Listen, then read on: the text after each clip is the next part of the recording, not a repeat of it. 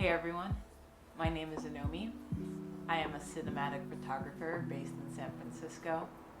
You may know me as by Nomi on Instagram, but today I wanted to share my first initial impressions and review of the Contax RTS II.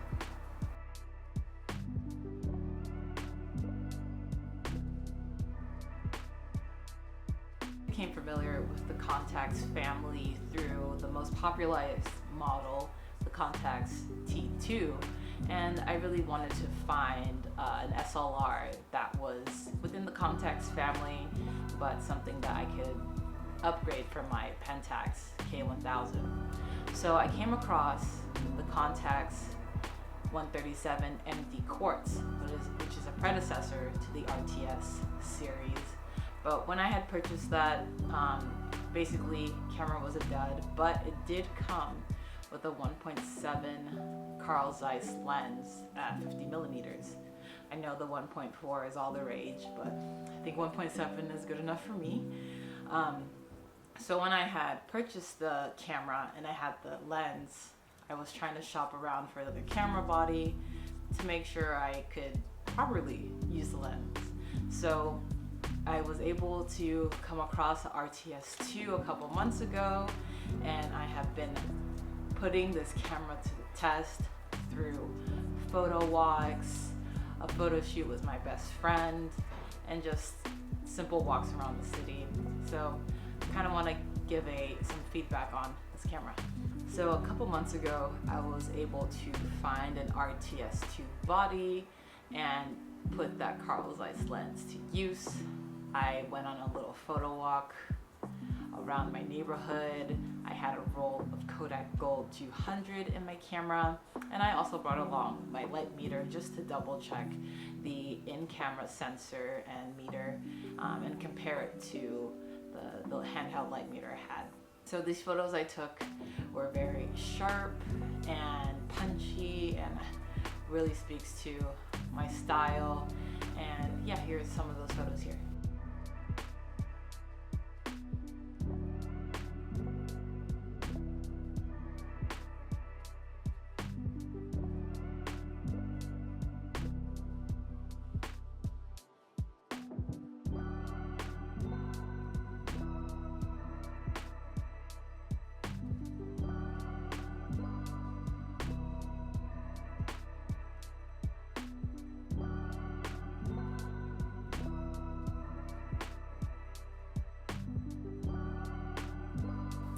The next photos I want to show are from when my parents came to visit me a couple months ago, and we went to the Richmond district and checked out the Legion of Honor.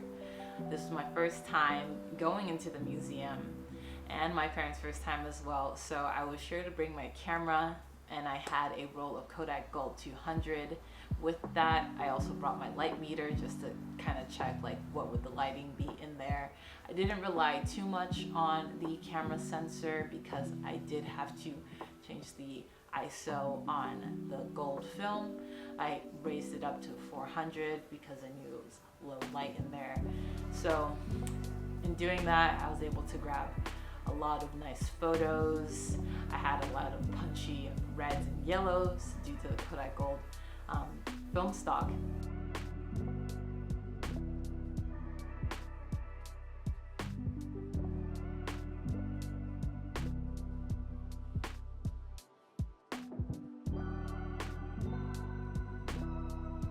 After we had wrapped up at the museum, I took my parents back to their hotel, and I had noticed that there was this really cool pinball arcade next door.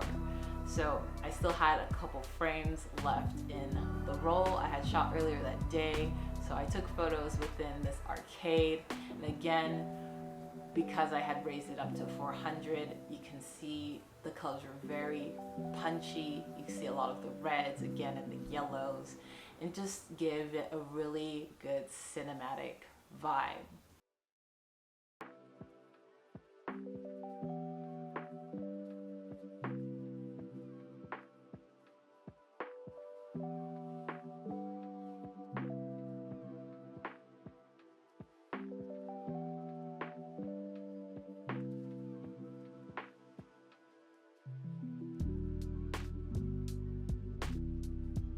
In the upcoming months, weeks, soon, I will be releasing my very first photo book with the Luna Collective through their publishing program. The book will be called Cinematic Realism. I'm in the process of finishing up those photos and finalizing the layout, so I can't wait to share that with y'all. And I will probably have a little video just previewing it and everything once I get that printed copy in my hand, so please stay tuned for that one. Since I had purchased the RTS II, my interest in 35mm film started ramping up again. Usually I photograph 120 medium format. That is my bread and butter. That is my go-to. But recently I've been trying more 35mm film, and this time I wanted to test out some Pro Image 100.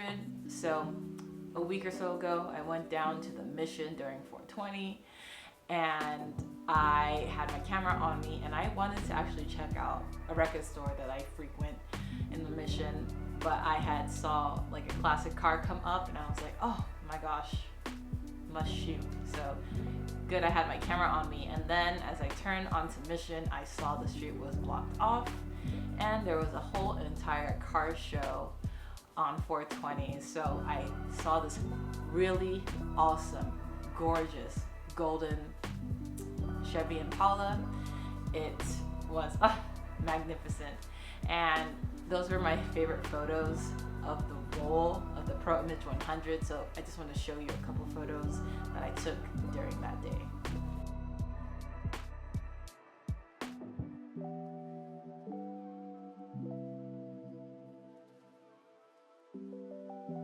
Set of photos I'm going to share are from a photo shoot I did with my best friend Natalie. We shot this in her home. I've always wanted to photograph Natalie and give her the portraits I know she deserves.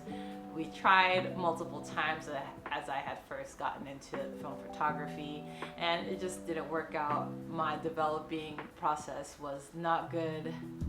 My skills were not up to par, but luckily in March we finally had our big shoot. So I had the RTS II along with some of my medium format cameras to photograph Natalie in her home. Wasn't able to take any BTS because it took me a while to set up. I had a strobe light that I was using for the first time that I had used with this camera, and it just gave me some of the most beautiful portraits I have ever taken. I mean, I feel like I take alright portraits sometimes, pretty good. But this was like seeing it in film, especially on 35mm film. It was just so sharp, and just the colors and everything was perfect with this shoot. When I developed the roll, I was really flabbergasted. Like, just seeing the negative, I was like, damn, I did that.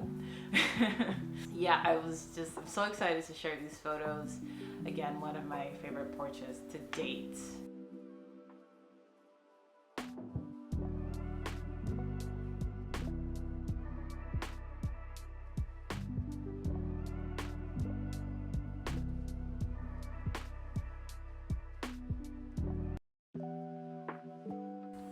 Thank you all for watching and tuning into this video and hearing my initial thoughts and review of the Contax RTS II.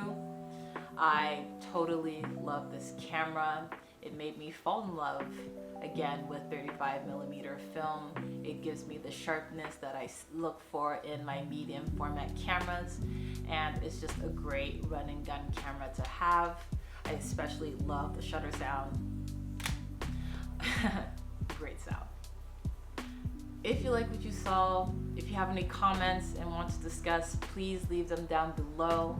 In the meantime, please check me out on Instagram, where I post my live music concert photos, as well as some of the film photos I take around the city and other projects as well.